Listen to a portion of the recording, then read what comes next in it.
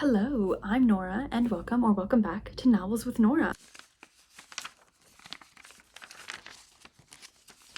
Today, I have a little bit of a different video for you, and it's actually more to help me, but maybe it'll help you find some new reads. But today, I'm going to be tier ranking all of my 2025 anticipated releases to help me figure out which ones I should be excited about for release dates to be going to the bookstore to get, which ones I need to be putting on hold on Libby to get on my computer. And I have a little tier list here. So purchasing immediately is our top tier, and those are for ones that, either I'm going to be pre-ordering them, or as soon as they come out, I will be at the bookstore day of getting myself a copy. Then we have a will be reading ASAP, and that's as soon as it comes out, I will be reading it either physically because I already have it, or I will be getting a copy and reading it somehow from the library, whatever. But that means I'm not necessarily purchasing my copy. Let's keep that in mind. And then putting it on hold, that means that I'm going to be putting it on hold through my library so that when the hold comes in, I can read it.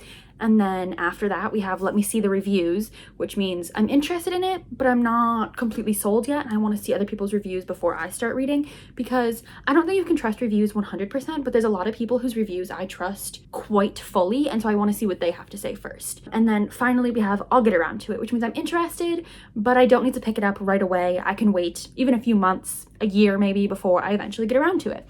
So let's just get started. So first I'm going to start with the ones that are already out and then I know I will be getting myself a copy. So we have Hungerstone by Kat Dunn and Wings of Starlight by Allison Saft. Hungerstone comes out on the 18th, which for me is tomorrow, and I hopefully will be going to the bookstore to get myself a copy. And then Wings of Starlight came out a little while ago, but it's been like sold out everywhere. So I'm hoping that my bookstore will have a copy when I go tomorrow. We'll see. I'm not convinced that they're going to, but I'll probably have to end up ordering a copy online to get that. But those ones are already out, and when I eventually get to the bookstore, we'll be getting those. And then All Shall Mourn is also already out, but I'm putting that one on I'll get around to it because it's the conclusion to a trilogy.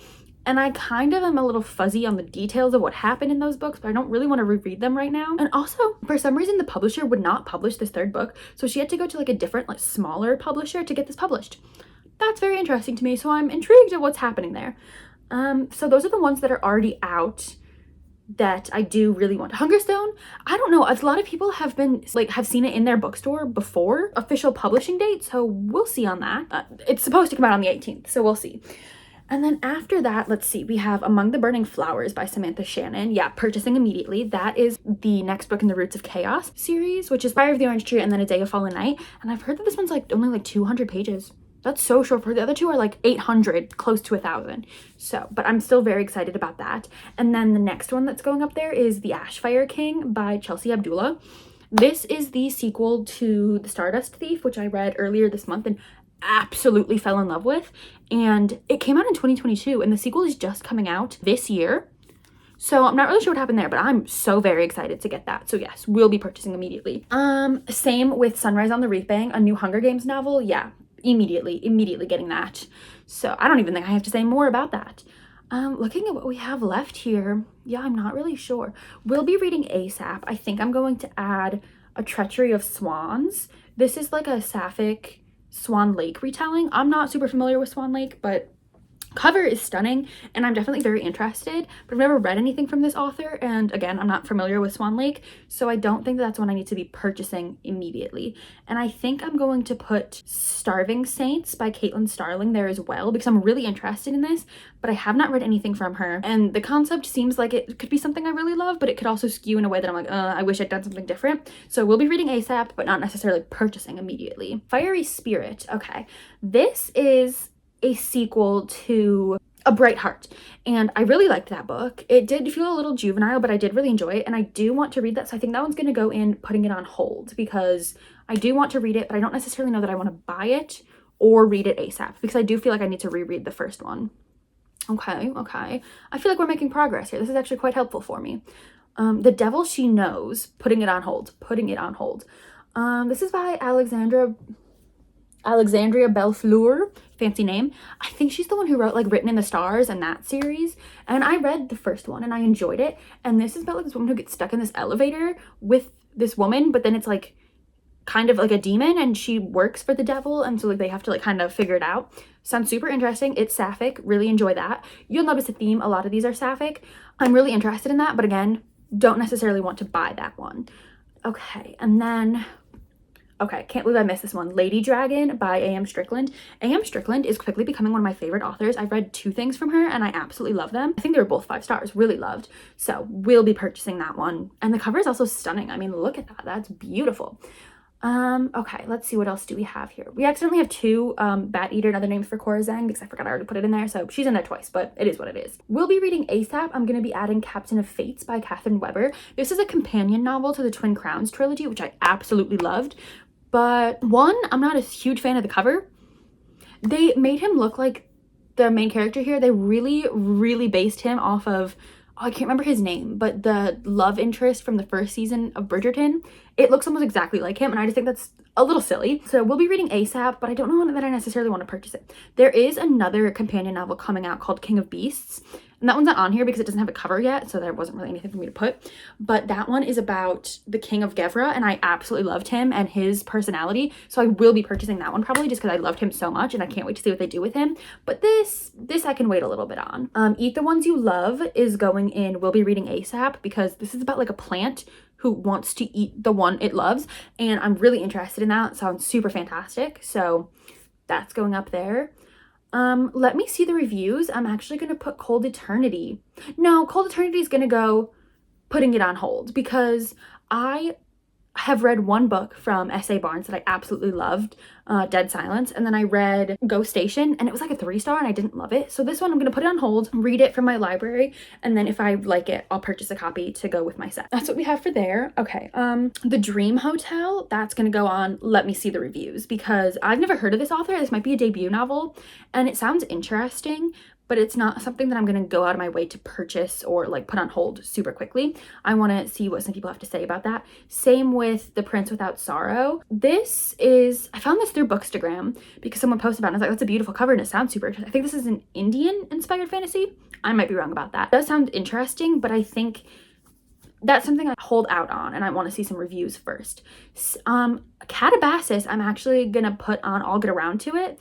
I have seen so many TikToks of people being like, here's a reading list of everything you need to read before reading Catabasis. And it is like, they're all classics, like really like Dante's Inferno and all these like crazy classics that like would take a while to get through. And it's like, I want to have the best reading experience I can with that book, but I don't necessarily know that I want to have to read all of that first. So it's kind of a mix of let me see the reviews and I'll get around to it, because also I feel like with R.F. Kuang's books, you have to be in the right headspace for that because it's going to like take over all of your waking thoughts. So I just want to make sure I'm in the right place before reading that one, but I will get around to it at some point. I think that's why I'm going to put Too Old for This by Samantha Downing as well. I've read all of her books that are out currently, and I've liked most of them. I've even loved like 1.5 of them, but her most recent one, like Twisted Love Story or something, was like, why? Why did we write this? Why did I read this? So we'll see on that one. And then Bat Eater and Other Names by Cora Zhang, I'm going to put on Let Me See the Reviews. This is something that I feel like Books and Lala is going to read, and I'm curious to see what she has to say about it. But I do want to read it eventually. I'm not like as excited about it as some of the other ones on this list. So then we have Say a Little Prayer. I'm going to go on putting it on hold. This is a sapphic like YA romance, I believe, that's set at like a Jesus Bible camp. I think that this could be quite interesting, and I'm really looking forward to that. And then Fate's Bane, as well as The Maiden and Her Monster, I'm going to put on Let Me See the Reviews, because these are, okay, so C.L. Clarke is the author of Fate's Bane, and they are also the author of The Unbroken, I think it is. And I'm really interested in reading that, but I have not read any of their writing, and I'm just not super familiar with this book. Like I put it on here, so it's obviously something that I'm looking forward to, but I think Let Me See the Reviews is where I'm solid with that one. And then The Maiden and Her Monster, again, I think this is a debut. And not that you can't be super excited about debuts and picking them up immediately. I mean, that's what I'm doing with Hungerstone. She might have written other things, but I'm not sure. But that's what Hungerstone is doing up there. This is something that I'm interested in. Both of these, Fate's Bane and The Maiden and Her Monster, I'm interested in. But they're not something that I'm like chomping at the bit to read. And then these last 4, or I guess technically 3, since Bat Eater's on there twice. If We Survive This is like a zombie. I'm going to do putting this on hold. I do want to read this. It's like a zombie sapphic romance. That sounds perfect for me, but sometimes YA romances specifically, I feel like I want this to get like really dark and gory, and I know it's not going to go there, but that's like what I want from it. So putting it on hold, and then I'll get around to it. Also, I feel like I have to be in the mood for, I know it's not contemporary, but I think because this author has also, like, the only thing I know that they've written is YA contemporary, so it's just making the connection in my head. But putting it on hold is where that's going for now, because I don't know. Also, I feel like I hoard my zombie stories because I love them so much, and there's just not that many of them, and they're really only YA. Like, I know that there's adult ones, but then I feel like a lot of them are written by men, and I just, ugh, you know? So putting it on hold, so mainly I can read it in a time where I'm like, I need my zombie story. Okay, brighter than scale, swifter than flame. Yeah, brighter than scale, swifter than flame. For some reason that didn't sound right to me. I'm gonna put that on I'll get around to it, because I am really excited for it, but it's a fantasy novella, and I feel like, and it's like dragons and Mandalorian inspired, which I'm gonna love, but it's so, because it's a novella, it's gonna be so short, and I know I'm gonna want more, so I'll get around to it when I need something short that's going to consume me. But yeah, it being a novella, I wish it was longer, but maybe it'll be perfect. Who knows? And then finally we have Zom Rom-Com by Olivia Dade, and I'm also going to put this on I'll get around to it, because that is something I don't think it's like actually zombies. I think it's like, let me actually check really quick. Okay, so I don't know if I just never read this description all the way through, and I saw the title and the author and was like, yeah, I want to read it. When Eddie Brandstrup attempts to save her sweet, seemingly harmless human neighbor from the first major zombie breach in 2 decades, she's stunned to be saved by him and his ridiculously large sword instead. As it turns out, he's actually a super old, super surly vampire. I'm sorry, but for all her neighbor's newly revealed cynicism and lethality, Gaston Max Boucher, yes, Gaston, is unexpectedly protective. He wants her to stay in his safety bunker until the breach is resolved. Eddie can't risk more innocent people getting killed, though, and Max won't let her save them alone. Okay, so now I'm more intrigued than I was originally, and I'm actually going to move that up to putting it on hold. For some reason, I thought this was going to be similar to The Love Con by Sierra Glass, I think it is, where it's like about fandom, and they're like in this competition. I don't know what exactly I thought was happening here, but it was not that. So also zombies and vampires. Okay. So yeah, that got moved up to putting it on hold. So I'm very excited about that. So I do think I'm happy with this list. So in purchasing immediately, we have Hungerstone, Wings of Starlight, Among the Burning Flowers, The Ashfire King, Sunrise on the Reaping, and Lady Dragon. Yeah. And then we'll be reading ASAP. We have A Treachery of Swans, The Starving Saints, Captain of Fates, and Eat the Ones You Love. I feel good with that. Putting it on hold, we have A Fiery Spirit, The Devil She Knows, Cold Eternity, Say a Little Prayer, If We Survive This, and Zom Rom-Com. Again, I feel very, very solid in that. Let me see the reviews. We have The Dream Hotel, The Prince Without Sorrow, Bat Eater and Other Names for Corazang, Fatesbane, and The Maiden Her Monster. And then I'll get around to it. We have All Shall Mourn, Catabasis, Too Old for This, and Brighter Than Scale, Swifter Than Flame.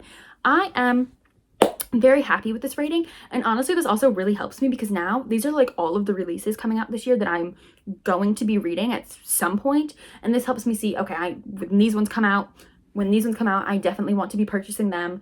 These ones, yeah, same, but not necessarily purchase. I just want to make sure that I'm getting to them quickly. These ones will be put on hold through Libby. My library is currently in the process of moving locations, and I'm not really sure what's going on there, so that's why I'm not necessarily putting things on hold through them and only through Libby. So it might take me a little bit longer to get those holds, which is why I need to figure this list out so I can know which ones I actually want to put on hold. And then let me see the reviews. I could also see like early reviews, but I feel like I find that sometimes early reviews are a little bit more positively skewed because people are getting them like an advanced copy, so they just want to be nice. And also I feel like people who get advanced copies of these books are like more inclined to like them, and I just want to make sure that I'm seeing people whose reading taste I align with, so that's why we're in let me see the reviews.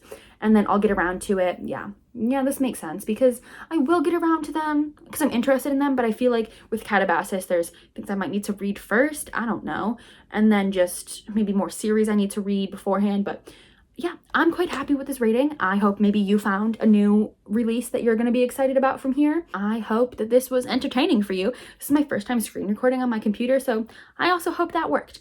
But otherwise, I think this was a fun video and very helpful for me and hopefully informative for you. So thank you so much for watching. Go ahead and give this video a like if you enjoyed it. Comment below an anticipated release you have, if any of these are anticipated releases for you, and if you think there's anything I should be adding to my list of things to look out for. Otherwise, subscribe, stick around. I post a lot of fun content. Maybe you'll even see me reading some of these coming up in this year. Okay, thank you again so much for watching, and I will see you in the next one. Bye-bye.